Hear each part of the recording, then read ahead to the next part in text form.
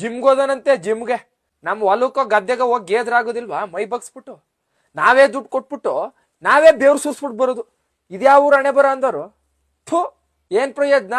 ಆಮೇಲೆ ಫೀಸು ತಿಂಗಳು 1,000 ರೂಪಾಯಿ, ನಾವೇ ಎತ್ಬಿಟ್ಟು ಇಳ್ಬಿಟ್ಟು ಬರೋಕೆ. ಲೆಕ್ಕಾಚಾರ ಅವರೇ ನಮಗ್ ಕೊಡ್ಬೇಕು. ಆಮೇಲೆ ಅದ್ ತಿನ್ನುದಿಲ್ಲ ಇದ್ ತಿನ್ನುದಿಲ್ಲ, ಡಯಟು ಅನ್ನೋದು.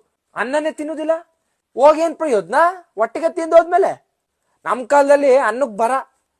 ಇವ್ರು ಸುಮಾನ ನೋಡು ಹಂಗೆ ತೇಲಿಸ್ತಾರೆ, ಬರೀ ಗೆಡ್ಡೆ ಗೆಣಸು ಹಸಿ ತರಕಾರಿ ತಿನ್ನೋದು.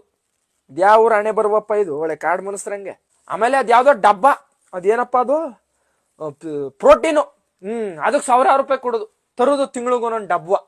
ಆಡ್ಸ್ಕೊಂಡ್ ಕುಡಿದು ಈ ಹೊಸ ಎಮ್ಮೆ ಹಿಂಡಿ ಬೂಸ ತಿಂತವಲ್ಲ, ಬಸ್ನೇ ಹಂಗೆ. ಹೊಸ ಕರ ಹಿಂಡಿ ಬೂಸ ತಿಂದ್ಬಿಟ್ಟು ಹಾಲ್ನಾದ್ರೂ ಕೊಡ್ತವೆ. ಇವಂತಾವ್ ಯಾವ ಹಾಲ್ ಕರ್ಕೊಳ್ಳುಮ ನಾವು? ಎಲ್ಲಾದ್ರೂ ಹೋಗ್ರಪ್ಪ ಅಂದ್ರೆ ಕಾಲ್ ನೋವು ಕೈ ನೋವು, ಜಿಮ್ಗೆ ಹೋಗಿವ್ನಿ ಅದ್ ನೋವು ಇದ್ ನೋವು ಅನ್ನೋದು. ಆಮೇಲೆ ಕ್ರೇಟ್ ಗಟ್ಲೆ ಮೊಟ್ಟೆ ತಿನ್ನೋದು. ಏನ್ ಇವನೇ ಇಕ್ಕೊನಂಗೆ, ಅದ್ಕೂ ದುಡ್ಡು ಕೊಡ್ಬೇಕು ನಾವು. ಏನ್ ಕೋಳಿ ಪಾರಂ ಇಟ್ಟಿದಾವ ನಾವು?